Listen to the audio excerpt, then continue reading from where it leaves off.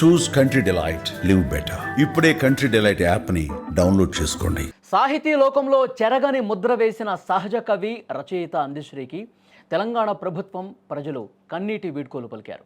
రాష్ట్ర గేయంతో పాటు ఉద్యమానికి స్ఫూర్తిని రగిల్చిన ఎన్నో అద్భుతమైన పాటలు అందించిన ఆ కవికి ఘనంగా పోలీసు లాంఛనాలతో అంత్యక్రియలు జరిగాయి.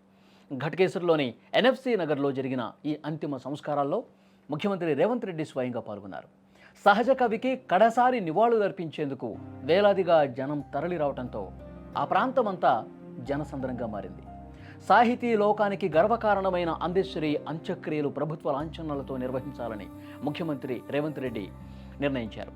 సీఎం రేవంత్ రెడ్డితో పాటు పలువురు మంత్రులు, ప్రభుత్వ సలహాదారులు, ఎమ్మెల్యేలు, ఎమ్మెల్సీలు, ఉన్నతాధికారులు కవికి ఘన నివాళులర్పించారు. టీపీసీసీ చీఫ్ మహేష్ గౌడ్ కూడా అంత్యక్రియల్లో పాల్గొన్నారు. అందశ్రీ గారి పార్థివ దేహానికి పుష్పగుచ్చాలు ఉంచి నివాళులర్పించిన ముఖ్యమంత్రి కుటుంబ సభ్యులను ఓదార్చారు. అనంతరం సహజ కవి పట్ల తనకున్న అభిమానాన్ని చాటుకుంటూ సీఎం రేవంత్ రెడ్డి స్వయంగా అందశ్రీ పాటను మోశారు. ఇక నిన్నటి నుంచి కూడా పలువురు రాజకీయ ప్రముఖులు, అభిమానులు అందశ్రీ భౌతికాయానికి నివాళులర్పించారు. ఈ ఉదయం సీనియర్ నేత కె కేశవరావుతో పాటు మంత్రులు పొన్నం ప్రభాకర్, సీతక్క, సీనియర్ నేత విహెచ్ వంటి ప్రముఖులు నివాళులర్పించి అంతిమయాత్రలో పాల్గొన్నారు. లాలాపేట నుంచి తార్నాక, ఉప్పల మీదుగా సాగిన అంతిమయాత్ర ఘట్కేశ్వర్లోని ఎన్ఎఫ్సి నగర్ వరకు కొనసాగింది. దారి పొడవునా వేలాది మంది అభిమానులు, ప్రజలు పూలు చల్లుతూ తమ ప్రియతమ కవికి శ్రద్ధాంజలి ఘటించారు.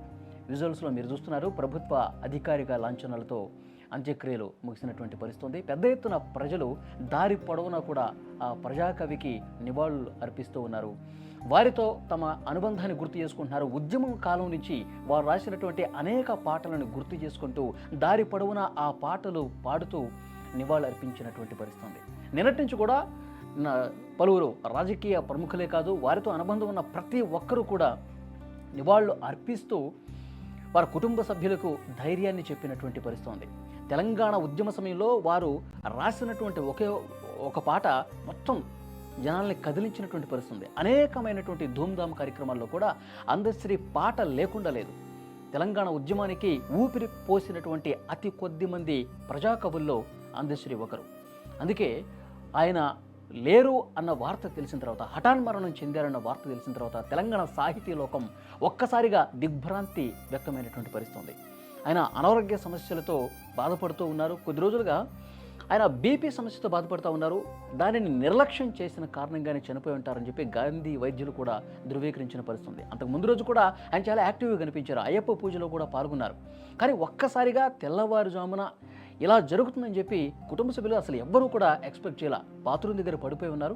ఒకటొకటిన ఆసుపత్రికి తీసుకెళ్తే చనిపోయారని చెప్పి అప్పటికే వైద్యులు చెప్పినటువంటి పరిస్థితుంది. ఈ మరణ వార్త తెలిసిన వెంటనే మొత్తం తెలంగాణ ప్రజానీకం ఒకసారిగా షాక్ గురైనటువంటి పరిస్థితుంది.